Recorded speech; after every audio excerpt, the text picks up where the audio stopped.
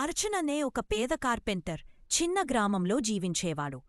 చెక్కతో బొమ్మలు తయారుచేసి బజారులో అమ్మకోవడమే అతని జీవనోపాధి. చిన్న గుడిసెలో జీవించిన అతని మనసు ఎల్లప్పుడూ దయతో నిండిపోయేది. ఒకరోజు చెక్కలు కోసుకోవడానికి అడవికి వెళ్లాడు. అక్కడ ఒక వృద్ధురాలు ఫ్లోరా అతని దగ్గరకు వచ్చింది. ఆమె బలహీనంగా చిరిగిన బట్టలతో ఆకలితో వణుకుతూ చెప్పింది, బిడ్డా 3 రోజులలేను ఏమీ తినలేదు. ఏదైనా భోజనమిస్తావా? అర్జును కరుణతో తన భోజన పెట్టెను ఆమెకు ఇచ్చి అన్నాడు, అమ్మా, నేను ఉదయాన్నే అల్పాహారం చేశాను.